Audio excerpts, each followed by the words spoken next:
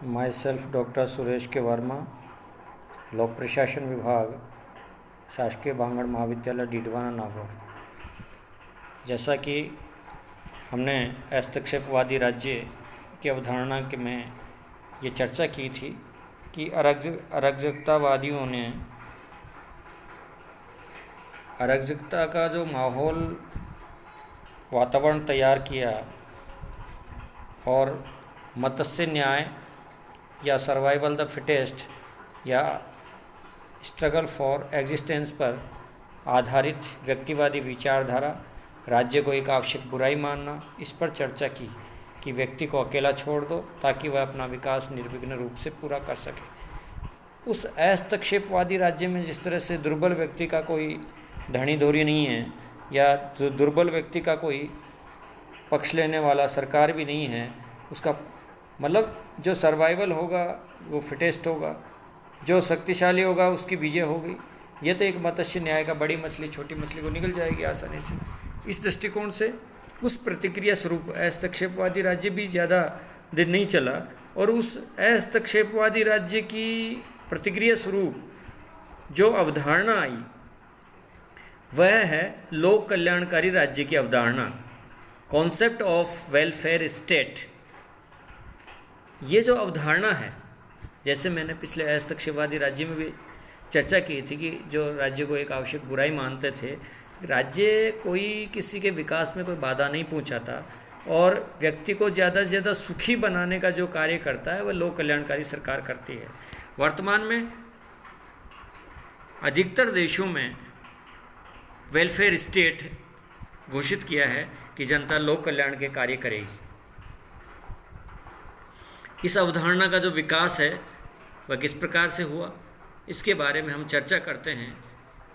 लोक कल्याणकारी राज्य की अवधारणा एक प्रगतिशील विचार है।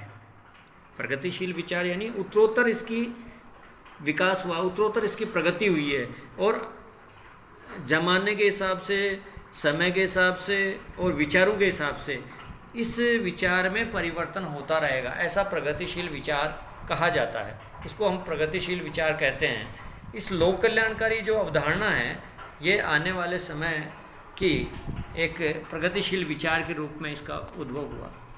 महाभारत में देखते हैं भीष्म पितामह धृतराष्ट्र को एक सुखी, एक समृद्ध, एक उन्नत राष्ट्र के लिए अपनी प्रतिज्ञा को बाधा मानता है कि मैं अगर ये प्रतिज्ञा नहीं करता, भीष्म प्रतिज्ञा नहीं करता तो आज ये महाभारत का युद्ध नहीं देखना पड़ता। मैं केवल अपनी चिंता, स्वयं की चिंता की, न कि राष्ट्र की चिंता की, और जिसका परिणाम मुझे देखना पड़ा है। मेरे सामने मेरे बेटे पोते जा रहे हैं।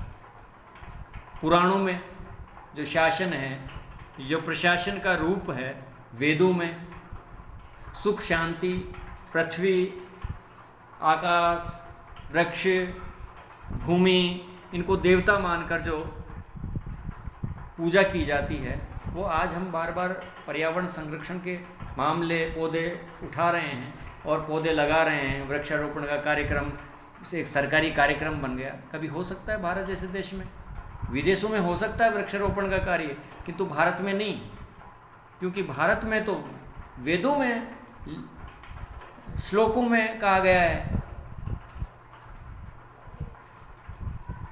वृक्षों को, भूमि को, पर्वत को, आकाश को, अग्नि को, इनको देवता मानकर पूजा की है। इसलिए जो भारतीय जो संस्कृति थी, भारतीय विचारधारा थी, सनातन एक परंपरा थी, वह एक लोक कल्याण की बात करता है। यानी धर्म की जय हो, सबका कल्याण हो, ये सारी बातें हैं वह लोक कल्याण की ओर इंगित करती हैं।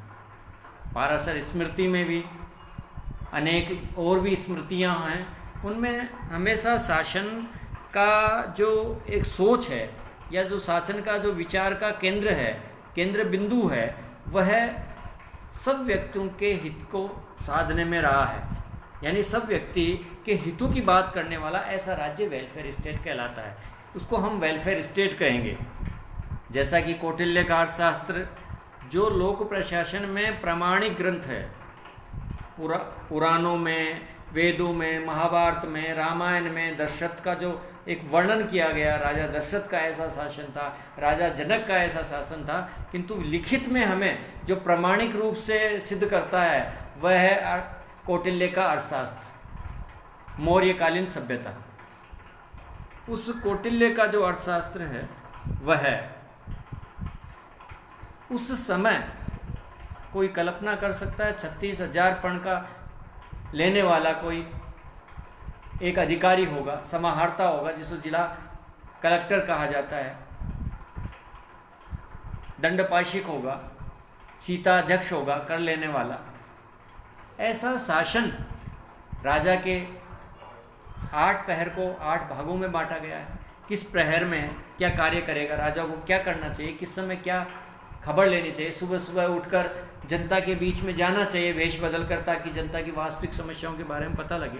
इस तरह के कौटिल्य के अर्थशास्त्र में या महाभारत, पुराण, वेद, रामायण में जो इस तरह से भारतीय संस्कृति में सबका कल्याण हो, सबकी विजय हो, अधर्म का नाश हो, धर्म की जय हो, ये सब चीज़ें, धर्मन शब्द है वह कानून के रूप में, विधि के रूप में जब धर्म का उपयोग किया जाता तो उस समय कोई हिंदू, मुस्लिम, सिख, ईसाई नहीं है, इसमें कानून का रूप ग्रहण किया है। कानून किसे कहते हैं वो एक तरह से लिया गया है। इसलिए इस अवधारणा में, प्रत्येक विचार में, इनमें सबका कल्याण है, सबका विकास है, सबका हित है। इस दृष्टिकोण से हम कह सकते हैं कि जो लोक कल्याणकारी अवधारणा है, हमारे प्राचीन सभ्यता, संस्कृति, पुरातन चिंतन का आधार है, वह लोक कल्याणकारी रहा है। उसके पश्चात हम देखते हैं यूनान नगर का जो एक आदर्श राज्य की अभिकल्पना की गई। आदर्श राज्य किसे कहेंगे? प्रसिद्ध चिंतक प्लेटो, अरस्तु ने राज्य को एक नैतिक संस्था या संगठन बताया। जैसा कि हम आज के समय को और पाश्चात्य जो सभ्यता है उस पाश्चात्य ज्ञान को ज़्यादा अच्छा मानते हैं, वो आदर्श को ज़्यादा अच्छा मानते हैं, नहीं कि हमारे पुराने समय में महाभारत, वेद में, कौटिल्य के अर्थशास्त्र से हमें पता लगता है कि ऐसा ऐसा हमारा शासन व्यवस्था। आज भी पाटलिपुत्र जो अशोक पटना है उसमें अशोक के शिलालेख हैं कि कैसा शासन रहा हो, किस तरह से कानून व्यवस्था रही है। आज भी हमें आदर्श के रूप में मानना चाहिए और आज भी हमें अनुकरणीय है। किंतु हम जो चिंतन करते हैं कि बाहरी जो चिंतन है वो ज़्यादा अच्छा लगता है, वो हमें ज़्यादा, और फिर लिखित में जो प्रमाणिक रूप से हमें अर्थशास्त्र के अलावा कहीं भी देखने को नहीं मिलता, वो यूनान के जो प्रसिद्ध चिंतक हैं प्लेटो, अरस्तु, इन्होंने लोक कल्याणकारी अवधारणा वाला जो स्टेट है उसको नैतिक संस्था या संगठन बताया। वर्ग विशेष के हित में न होकर समस्त नागरिकों के हित में कार्य करने वाला जो राज्य होगा वह लोक कल्याणकारी राज्य होगा। लोक कल्याणकारी राज्य का तात्पर्य है व्यक्तियों को, लोक कल्याण का जो सीधा सा अर्थ है, व्यक्ति को ज़्यादा से ज़्यादा सुखी बनाने का अगर कोई कार्य करता है वह लोक कल्याणकारी राज्य है। यानी व्यक्ति के सुख दुख की चिंता करने वाला राज्य है, व्यक्ति के स्वास्थ्य की चिंता करने वाला राज्य। हम शांति से रात को सोते हैं, हमारा पुलिस प्रशासन सहयोग करता है। गर्भ में, माता के गर्भ में बच्चा है, उसकी जच्चा बच्चा कार्ड देकर उसके स्वास्थ्य की जांच हो रही है, वो स्वास्थ्य प्रशासन कर रहा है। किसी के पास कफन काटी नहीं तो वहाँ की स्थानीय जो प्रशासन है वह उसकी देखरेख व्यवस्था करती है। इस प्रकार से थॉमस, ग्रीन, बेंथम इत्यादि विचारकों, विद्वानों ने लोक कल्याण के स्वरूप को अभिव्यक्ति दी कि लोक कल्याणकारी जो अवधारणा है उसकी अभिव्यक्ति किस प्रकार से की जा सकती है। व्यक्ति के पग पग पर जो सहयोग करने वाला जो राज्य नामक जो संस्था है वह लोक कल्याणकारी राज्य की हो सकती है। इसी प्रकार से हमारे मूल संविधान के 4थे अध्याय में नीति निर्देशक तत्वों में जो हमारे दिशा सूचक सूची प्रस्तुत करता है कि लोक कल्याण में ये करने चाहिए, डायरेक्टिव प्रिंसिपल्स जिसे नीति निर्देशक तत्व कहते हैं, वो प्रत्येक राज्य को क्या कार्य करने हैं ये एक दिशा निर्देश करता है। जो हमारे संविधान के नीति निर्देशक तत्वों में उल्लेख है वो क्या है? लोक कल्याण से संबंधित, जन कल्याण से, जनता के ज़्यादा से ज़्यादा उन्नत बनाने का, जनता को ज़्यादा से ज़्यादा उन योजनाओं का, उन क्रियाओं का, उन शासन प्रशासन की जो प्रक्रियाओं का ज़्यादा से ज़्यादा लाभ हो सके, वह वेलफेयर स्टेट कहलाता है। 20वीं सदी में प्रशासन को शासन के आधार के रूप में स्वीकार किया गया। प्रजातंत्र, लोकतंत्र, जनता का, जनता के द्वारा, जनता के लिए जो शासन है, जिसने अब्राहम लिंकन ने बताया है कि जनता का, जनता के लिए और जनता के द्वारा जो शासन होगा वह प्रजातंत्र होगा। और लोक कल्याणकारी जो अवधारणा है उसमें प्रजातंत्र को शासन का प्रमुख आधार है, यानी शासन को चुनने वाला जनतंत्र, जनता, जनता के मत से चुना हुआ अधिकार, जनता से चुना हुआ प्रतिनिधि, वो उस शासन का नेतृत्व करेगा, जिसे हम प्रजातंत्र कहते हैं। प्रजातांत्रिक व्यवस्था से व्यक्ति की स्वतंत्रता, समता और बंधुत्व के सिद्धांत के प्रति एक सार्वभौमिक चेतना का वातावरण तैयार हुआ। कहने का तात्पर्य इस लोकतांत्रिक पद्धति से, इस लोकतांत्रिक वातावरण से व्यक्ति की स्वतंत्रता, समता और बंधुत्व के सिद्धांत के प्रति सार्वभौमिक चेतना का वातावरण तैयार हुआ। एक जागृति आई कि हमें ऐसे शासन व्यवस्था की अभिकल्पना करनी है, हमें ऐसे शासन व्यवस्था चाहिए जिसको हम प्रजातांत्रिक व्यवस्था कहते हैं, लोकतांत्रिक तरीका कहते हैं, लोकतांत्रिक व्यवस्था कहते हैं। उसमें व्यक्ति की स्वतंत्रता हो, व्यक्ति में किसी प्रकार की भेदभावना नहीं हो, समता हो और बंधुत्व का भाव हो। आपस में वैमनस्यता की जगह बंधुत्व का भाव है। जो आजकल राजनीतिक वातावरण से जातीय वैमनस्यता बढ़ी है, उसकी बजाय जो डॉक्टर अम्बेडकर है, जिन्होंने, लोग कहते हैं कि विदेशों से, फ्रांस से फ्रेटर्निटी ये लिया है, उसकी बजाय उनको मूल चिंतन करना चाहिए कि डॉक्टर अम्बेडकर भगवान बुद्ध से प्रेरित थे और भगवान बुद्ध से ये करुणा, दया, स्वतंत्रता, समता, बंधुत्व का ये जो सिद्धांत है ये बौद्ध धर्म से लिया गया। और अशोक स्तंभ है, ये सब चीज़ें जो संविधान में आप देख रहे हैं वो सारी की सारी चीज़ें उस बौद्ध शासन, उस सम्राट अशोक का जो एक आदर्श राजा के रूप में शासन रहा है उसका एक प्रतिरूप देखने को मिलता है। पर जो शर्म तो जब आती है हमें कभी कभी पॉलिटिकल साइंस और लोक प्रशासन विज्ञान पढ़ने वाले लोग कहते हैं कि कहीं कहीं से चुरा के उन्होंने संविधान बनाया है, जबकि ऐसा नहीं है। मूल चिंतन में आप मूल संविधान देखिए, उसमें भगवान राम, कमल, ये सब चीज़ें उसमें आज मूल संविधान में हैं। कभी प्रति देखिए उठा के कि उस आदमी का चिंतन कितना बड़ा था। दूसरा है कि जो लोक कल्याणकारी अवधारणा का जो विकास हुआ, यानी जन कल्याण से जुड़ा हुआ, जन कल्याण को ध्यान में रखते हुए, तो हम किसे लोक कल्याणकारी राज्य कहेंगे? पहली परिभाषा है encyclopedia of social science. Social science की जो एनसाइक्लोपीडिया है उसमें बताया गया है लोक कल्याणकारी राज्य का तात्पर्य एक ऐसे राज्य से है जो सभी नागरिकों को न्यूनतम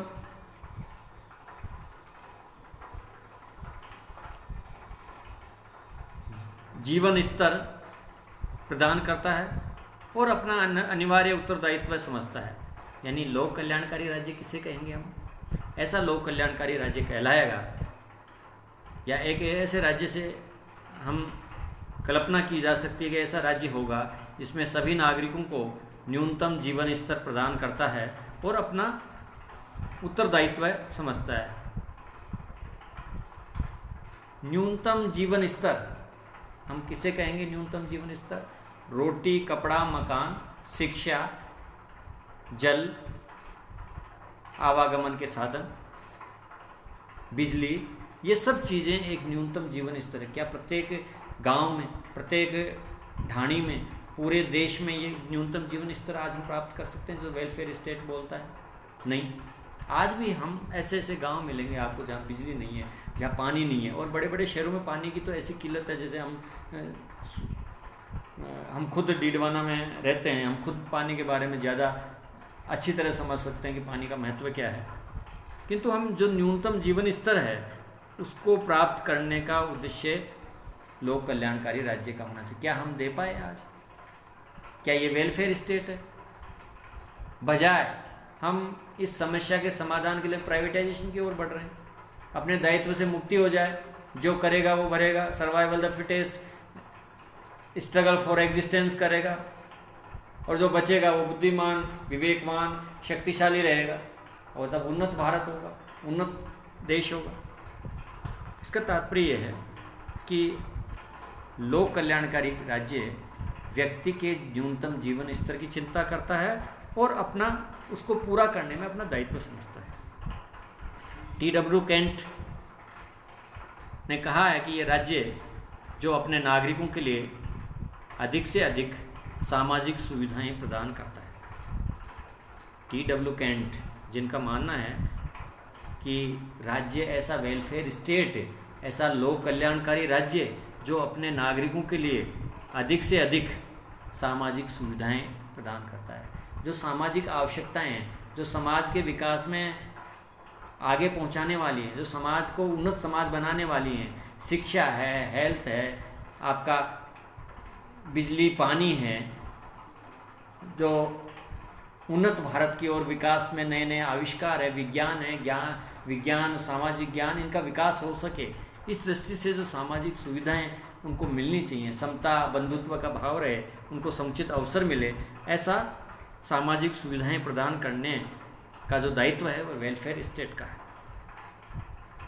गुन्नार मिडल ने बियॉन्ड द वेलफेयर स्टेट में चर्चा की है कि लोक कल्याणकारी राज्य वह राज्य है जिसके व्यापक उद्देश्य होते हैं आर्थिक विकास, पूर्ण रोजगार, सबको समान अवसर, सामाजिक सुरक्षा तथा समाज के सभी वर्गों के लोगों के रहन सहन के न्यूनतम स्तर की सुरक्षा, न केवल आय के संदर्भ में बल्कि पोषण, आवास, स्वास्थ्य, शिक्षा आदि सभी के व्यापक संदर्भों में उपलब्ध कराना है।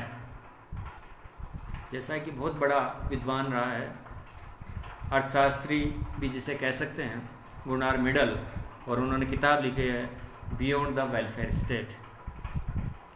उस बियॉन्ड द वेलफेयर स्टेट में उन्होंने चर्चा की है लोक कल्याणकारी राज्य वह है जिसके व्यापक उद्देश्य होते हैं। कौन सा उद्देश्य होते हैं? व्यापक, यानी बहुत बड़े उद्देश्य होते हैं। क्या क्या हो सकते हैं? आर्थिक विकास, आर्थिक समता, समानता। आर्थिक विकास जब भी होगा जब आर्थिक समता होगी। गरीबी अमीरी की खाई बढ़ने की बजाय कम हो, वो आर्थिक विकास कहलाता है। पूर्ण रोजगार हो, प्रत्येक व्यक्ति के हाथ में रोजगार हो, चाहे वो अपना निजी रोजगार हो, चाहे वो कहीं नौकरी का रोजगार हो, या कहीं अपना खुद एंटरप्रेन्योर होते हुए अपनी कंपनी चलाए, एक फैक्ट्री लगाए। ये सब पूर्ण रोजगार। ऐसा व्यक्ति या ऐसा कोई भी हाथ जिसमें हम ये कह सकते हैं कि सबको रोजगार मिले, सबको समान अवसर, समता का अवसर, सामाजिक सुरक्षा, समाज के सभी वर्गों के लोगों के रहन सहन के न्यूनतम स्तर की सुरक्षा, न केवल आय के संदर्भ में बल्कि पोषण यानी भूखमरी, गरीबी जैसी स्थिति न होकर सबको पौष्टिक भोजन मिले, पोषण मिले, आवास, कमरा, रहने का मकान मिले, स्वास्थ्य की सुविधाएं मिले, शिक्षा मिले आदि जो जीवन के न्यूनतम जीवन स्तर के हैं वो व्यापक संदर्भों में उपलब्ध करवाना लोक कल्याणकारी राज्य की आवश्यकता है, या लोक कल्याणकारी राज्य इनको उपलब्ध करवाना अपना दायित्व समझे, अपना धर्म समझे। अब्राहम लिंकन ने लोक कल्याणकारी राज्य की जो अवधारणा के बारे में कहा है, परिभाषित किया है, कल्याणकारी राज्य वह है जो अपनी आर्थिक व्यवस्था का संचालन आय के अधिकाधिक समान वितरण के उद्देश्य से करता है। जैसा कि अर्थशास्त्र का चिंतन और आर्थिक क्रियाकलाप, आर्थिक गतिविधियां, इन मामलों में लोक कल्याणकारी स्टेट या कल्याणकारी स्टेट है वह इनके संचालन में पूरी तरह से नियंत्रणकर्ता या पूरी तरह से कंट्रोलर की स्थिति में कार्य करे, नियमन करता या नियामकीय संस्था के रूप में कार्य करे और आय के अधिकाधिक समान वितरण के उद्देश्य से कार्य करता है। यानी समान वितरण हो, अर्थव्यवस्था का, अर्थ का समान वितरण हो, प्रत्येक व्यक्ति के हाथ में रोजगार हो, प्रत्येक आर्थिक गतिविधियों में शामिल हो, आर्थिक क्रियाकलापों में भाग लें, तभी लेंगे जब अर्थ होगा, उनके पास पैसा होगा, धन होगा। इसलिए इस धन का अधिकाधिक समान रूप से वितरण हो,